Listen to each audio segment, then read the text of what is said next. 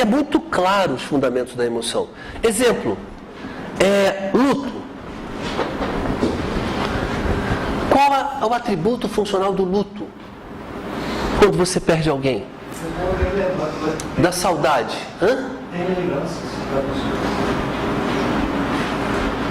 O que mais?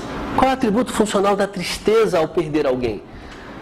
E é preciso ficar triste mesmo? A falta que a pessoa está te fazendo. O que eu aprendo com isso? Eu aprendo a valorizar as pessoas mais próximas. Eu aprendo que visitar. Eu estou morrendo de saudade da minha mãe. Eu tenho muito medo do luto da minha mãe. Mas esse medo do luto faz com que eu esteja mais perto dela, que eu ligue mais para ela. Certo? Eu acho que meu irmão usufrui mais da minha mãe, porque ele mora com ela. E isso é medo do luto. Eu ouvi de uma mãe, recentemente, quando eu falo isso, me trava toda de emoção.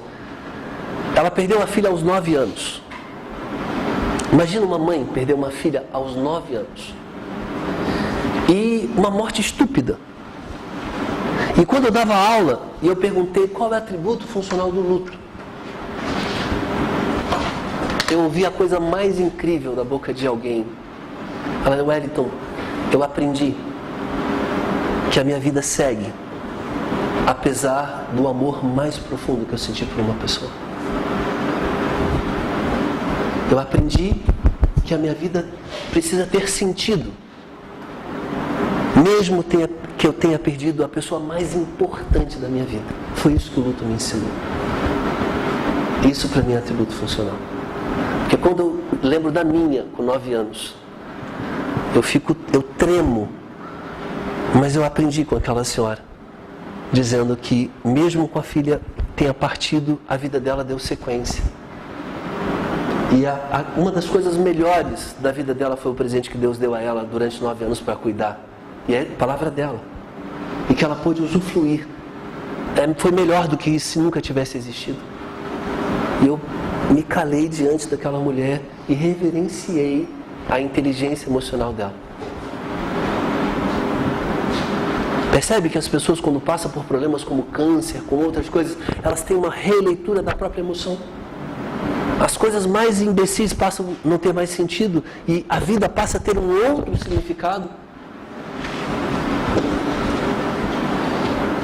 Uma vez eu escutei de um pastor, e ele dizia, mostrando uma senhora da igreja que tinha câncer, e ela tinha um testemunho muito lindo, um sorriso muito lindo. E ele falou, Wellington, você sabe o que é a aurora? Eu falei, o que é a aurora do dia? É quando a noite se faz mais escuro. Logo após a escuridão maior da noite é que você começa a enxergar as estrelas. E eu falei, caramba. E eu lembrava da senhora. E ele falava dela. É quando a noite se faz mais escura que a gente consegue enxergar o brilho das estrelas. E logo após os primeiros raios do sol. Porque o choro pode durar uma noite, mas a alegria, ela vem ao amanhecer. Então, quando eu entendo o atributo funcional, as emoções elas passam a ser movimentos, não estáticos. O problema é quando isso não é uma emoção, é uma coisa estática que me domina. Faz sentido? Emoção, movimento dentro. E se eu permito observar as minhas emoções, elas podem mudar. Elas não ficam estáticas, continua uma emoção. E eu preciso aprender a lidar com o luto, com a saudade, com a ansiedade. Eu preciso lidar com o medo. Não deixar de sentir. Não tomar Rivotril para ver se passa. Mas aprender a lidar com isso. E se é medo, vai com medo mesmo. E a grande gestão sobre a vida humana é enfrentar isso. Nós temos um treinamento chamado Chican, vai acontecer agora no final do mês, onde a gente fala sobre emoção. É um treinamento só de cura emocional. Né? E essa é uma das músicas que eu mais gosto de passar no Chican e eu estou trazendo para vocês ouvirem. A Mercedes Sosa fala que tudo cambia. E a emoção precisa ser encarada assim. Tudo muda. Se eu tenho medo hoje, amanhã pode ser que eu não tenha mais. Se eu tenho ansiedade hoje, amanhã pode ser que eu quando você estava falando, quase que eu coloquei a palavra ainda.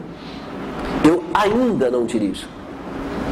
Porque quando eu digo eu ainda, há um movimento dentro aqui, que está dizendo assim, caramba, eu posso ainda. Eu ainda não consegui viajar de avião.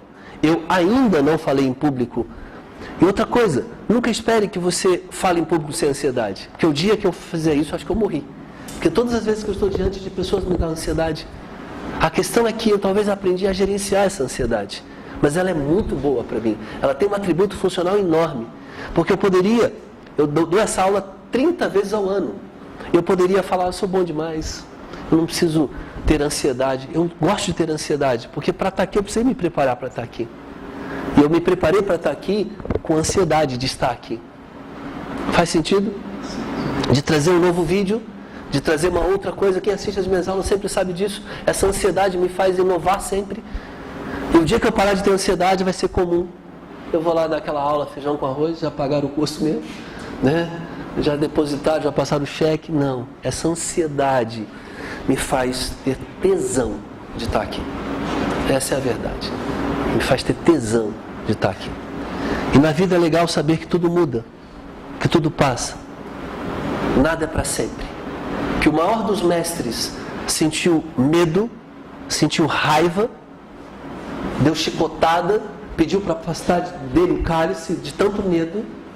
E o Augusto Cury foi muito feliz ao falar do mestre das emoções, num livro, quando ele mostra Jesus tendo todas as emoções. E talvez a beleza do cristianismo está exatamente aí, num Deus que sabe o que eu sinto, porque já passou por todas essas emoções. E talvez seja o único Deus de todos os deuses que consegue ter essa humanidade, de ter passado na carne todas as emoções. E por isso que talvez quando eu falo a Ele, essa esperança minha da fé é de que Ele entende as minhas emoções profundamente, porque Ele viveu cada uma delas. Ok?